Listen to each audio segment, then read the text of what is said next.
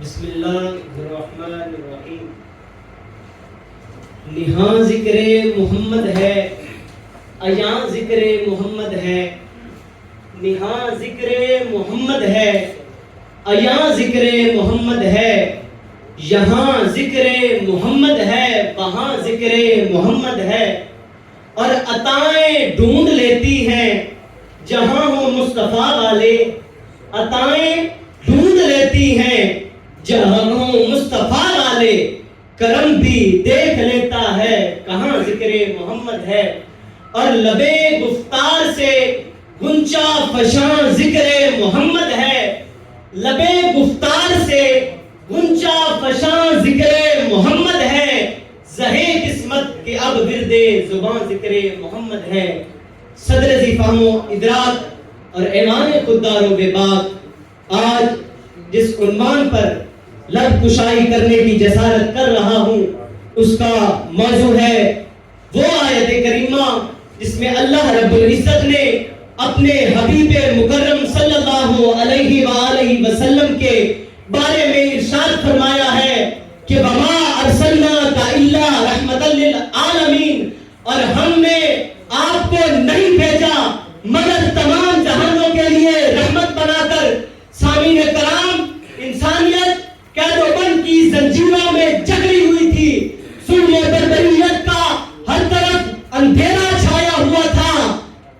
ظلم و بربریت کا ہر طرف اندھیرا چھایا ہوا تھا، طاقتور کمزور کو کچل لیتا، مالدار غریب کا خون چوس لیتا، مالدار غریب کا خون چوس لیتا، عورت کو ذلت کی علامت سمجھا جاتا اور بیٹی کو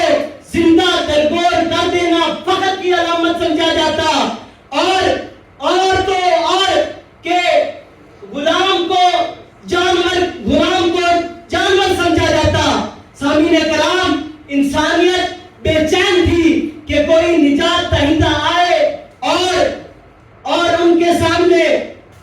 انسانیت بے چین تھی کہ کوئی نجات دہندہ آئے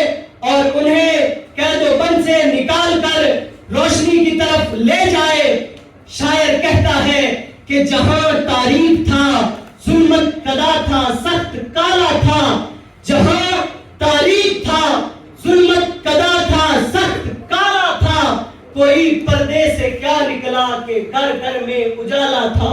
سامعین کرام، طائف کا وہ واقعہ یاد کیجئے کہ جب ان ظالموں نے آقا علیہ السلام پر پتھر برسائے، آپ کو لہو لہان کر دیا، اگر آپ چاہتے تو ان کے لیے بد دعا کرتے، لیکن آپ نے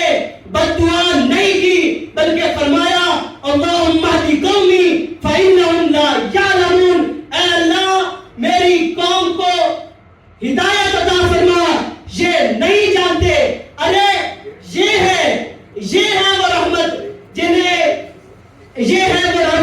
جنہیں پتھر مارنے والوں کو بھی رحمت سمجھا جاتا ہے۔ سامعین کرام، شاعر کہتا ہے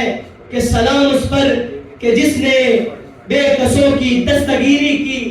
سلام اس پر کہ جس نے بے کسوں کی دستگیری کی،